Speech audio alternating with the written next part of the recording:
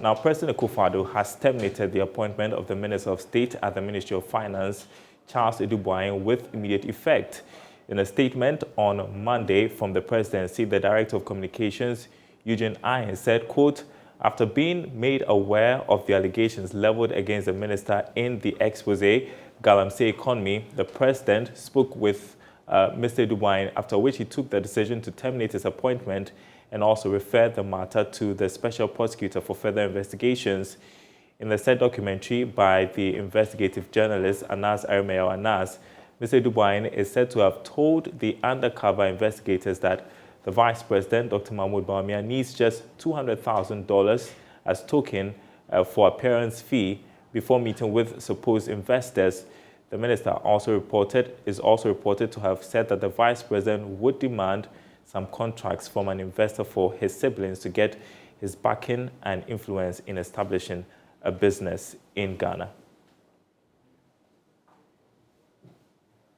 Well, joining us to discuss this and with a reaction, Dr. Daniel Amate-Anim, who is the Executive Director of the Policy Initiative for Economic Development. Thanks for your time this afternoon.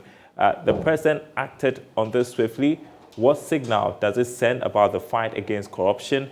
Or is it just because the Vice President, his reputation was at stake? Thank you very much, Larry. And yes, there has been several rumors of allegation, corruption, and its related offenses against the presidency. Even in recent Afrobarometer, the presidency was ranked #1, which wasn't a very good signal for His Excellency the President, having known him as a very astute lawyer who have stated that he's going to fight corruption. And with the establishment of the special prosecutor's office, we have not seen much. So to me, I think it's a very swift reaction from His Excellency the President. Yeah, I agree with you that probably because the Vice President is involved, and there's the possibility of the Vice President also contesting for the flag bearership of the party. So I think the combined effect of the Vice President's credibility and as well as His Excellency, his credibility, his effort to fight corruption, the action to me is a very positive one. It could send a very positive signal to the investor community that indeed we are ready to fight the environment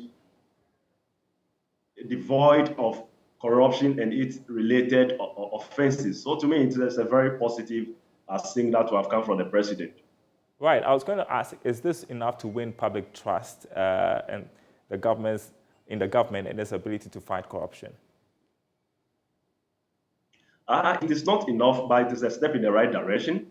And once the matter has been referred to the Office of the Special Prosecutor, we have to wait until the final determination. So for now, he is not guilty until it has been proven guilty by a body of competent jurisdiction. So to me, for the fact that His Excellency the President has relieved him of his responsibility, it is a positive signal. If you recall, His Excellency the President has repeatedly stated that as a lawyer, he will need evidence before he can take action. So probably what he might have heard or seen in the video could be that compelling, and that may necessitate his termination. But on the whole, I believe it is a step in the right direction. It could put other ministers on their toe to conduct themselves in a manner that will ensure that credibility in governance. And there are also some who wish that the president would act swiftly on calls for him to sack his finance minister, Ken Ofori-Atta, for poor management of the economy. Does he still have justification for keeping Mr. Ofori-Atta in that position? Yes, I think, to me personally, I'm of the view that His Excellency the President by now should reconsider his cabinet, his ministers, by way of reshuffle and bringing new people on board. It's long overdue. And for the fact that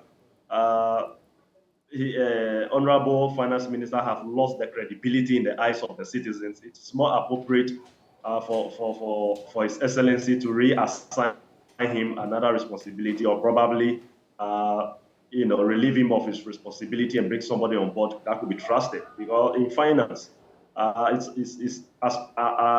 the policies, trust and confidence in the team, in the system is key and critical. So to me, these are some of the things that is expected of His Excellency to do. And now that he has activated that of Honorable Adu Boahen, I'm of the view that he should be able to follow the same line going forward.